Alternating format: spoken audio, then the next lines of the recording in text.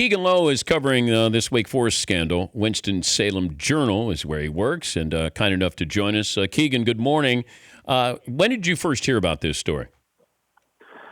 We got word yesterday that the news was going to break, that something was coming down from Wake Forest. Obviously, they started this investigation almost four and a half weeks ago now, before the Louisville game in mid-November. But there was word yesterday going around that Wake Forest had concluded its investigation, and I don't think anyone expected this outcome. But we got word yesterday, and then Wake released a statement around 5 o'clock yesterday afternoon. Summarize the story for those who aren't plugged in on this. How does this sound nationally, if you were going to explain it? So Wake Forest was going to play Louisville November 12th. Louisville, obviously, with Lamar Jackson, Heisman Trophy winner. I think they were number 6 at the time in the country. And a day before their game on November 12th, a member of the traveling party for Wake Forest found some documents pertaining to Wake Forest's game plan and their play calls the Friday before that game. Coach Dave Clawson became aware at Wake Forest. He told the director of athletics, Ron Wellman, and they investigated it. They started their investigation following the Louisville game, which Louisville won 44-12. It's been 4 weeks since. They contacted ACC. No one really knew. Clawson just referred to it as a security breach in the days after Louisville, but no one really knew, if it was something on Louisville's end, something on Wake Forest's end, whatever.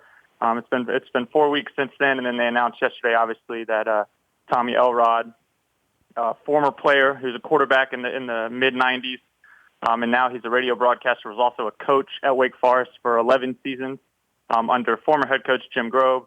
Wake Forest announced that he had been leaking information, or at least attempted to leak information on multiple occasions starting in 2014, according to the press release released by Wake Forest yesterday. Can he be charged? Can he be arrested? Right now, he got an attorney. His attorney actually was a teammate of his at Wake Forest, James E. Quander. He was a linebacker at Wake Forest in the 90s. They overlapped in the early 90s. So he's got an attorney. He appears to be getting ready to fight something, whether it's be charges or whatever it may be. It appears he's ready to kind of fight this with an attorney. How widespread is this? I think that's the next big question, right? I mean, obviously, Louisville had these documents the day before a game, allegedly. And so if it had been going on since 2014, when Elrod stepped into his role as a radio broadcaster for Wake Forest and for IMG, I think that's the next question: is over 3 years, how many teams were accepting this information that Elrod was attempting to give out? How many times did he attempt to give it out?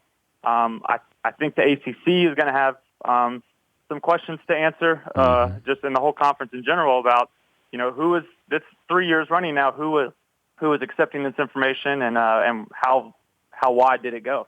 And he was that angry that he wasn't kept on the current staff, even though he was going to be part of the radio broadcast team, that he would try to sabotage Wake Forest while working for Wake Forest. Yeah, so I think there's a lot of different theories going on right now. I think the number one theory is what you just said. I mean, did he have a personal vendetta? Coach Clawson was hired after the 2013 season, right before the 2014 season. Elrod had been a coach in various capacities, started as a grad assistant, quarterbacks coach, and he had been a coach for 11 years under Jim Grove. Clawson comes in, decides not to retain Elrod, but they give him a job as a radio analyst for broadcasting the Wake Forest football games.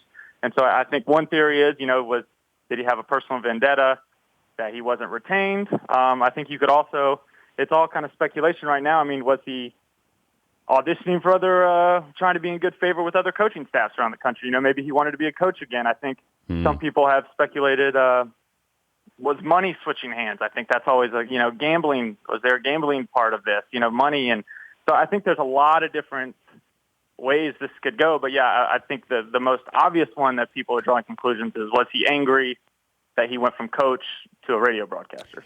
Also, what kind of information does he have as the radio analyst? Is he privy to the entire game plan and playbook that he had in his possession?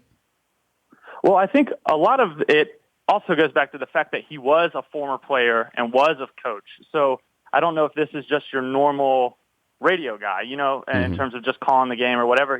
He knows systems and play calls and defenses and just as good as anyone on that staff, probably. He's been a coach 11 years, played college football for 4. So I'm sure he was maybe let indoors or at least had conversations with coaches that maybe some other radio broadcasters wouldn't have, in just terms of that he knew what was going on and he knew how to dissect a playbook and break down a defense and whatever you may have it.